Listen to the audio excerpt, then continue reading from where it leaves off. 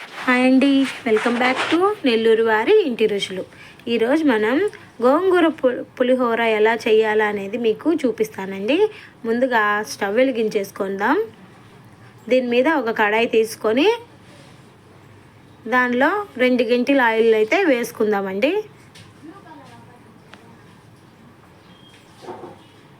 Oil వేడెక్కాక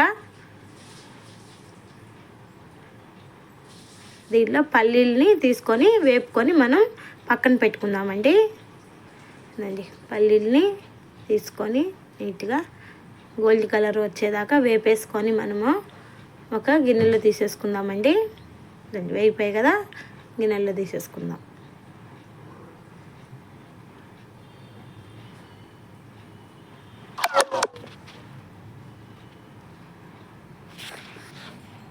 ఇదే ఆయిల్లో 1 స్పూన్ ఆవాలు, 1 స్పూన్ జీలకర్ర, 1 స్పూన్ మినప్పప్పు, 1 స్పూన్ పచ్చెనగపప్పు వేసుకొని బాగా ఫ్రై చేసుకోవాలి.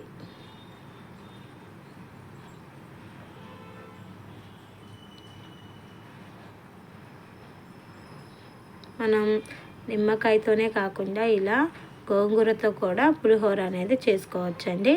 ఇప్పుడు కొద్దిగా కరివేపాకు వేసేసుకున్నాను.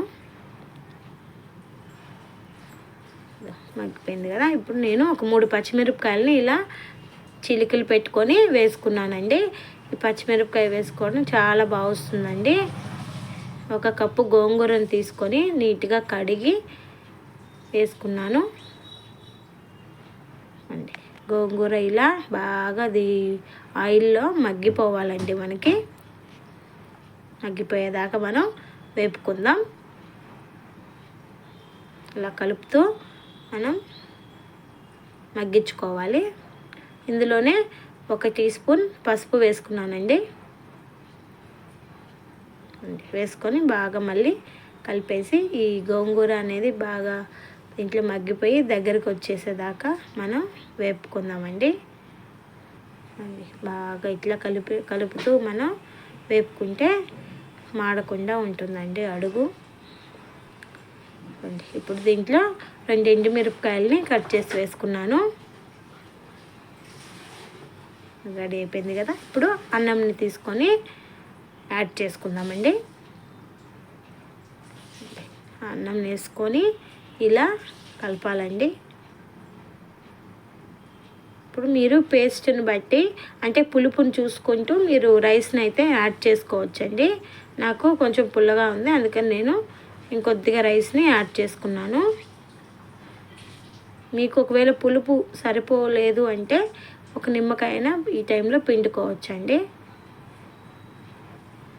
మా గోంగూర బాగా పుల్లగా ఉంది, అందుకనే మాకైతే పులుపు బాగా ఎక్కువ అయిపోయింది. అందుకని నేను మళ్ళీ కొద్దిగా రైస్ కూడా యాడ్ చేసుకొని కలుపుకున్నాను.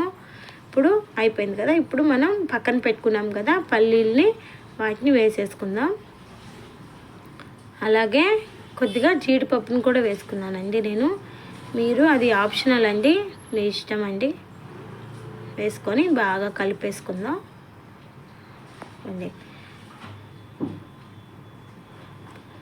ఈ గోంగూర పుల్లగూరలో ఈ పచ్చిమిరపకాయ అలా వేయడం వల్ల మనకి కొద్దిగా పుల్లగా కారంగా చాలా బాగా వస్తుందండి ఈ గోంగూర పులిహోర అనేది. ఎంత బాగా వచ్చిందో.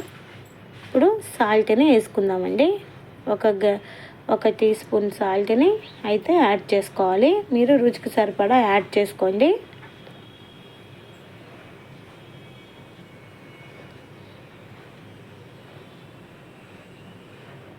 వేసేసుకొని బాగా కలిపేసుకుందామండి.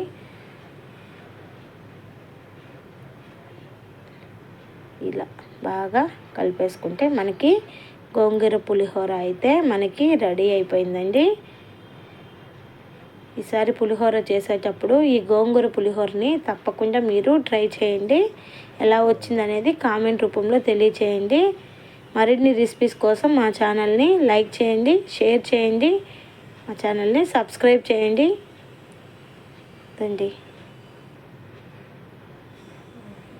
గోంగూర పులిహోర అయితే ready. Thank you for watching.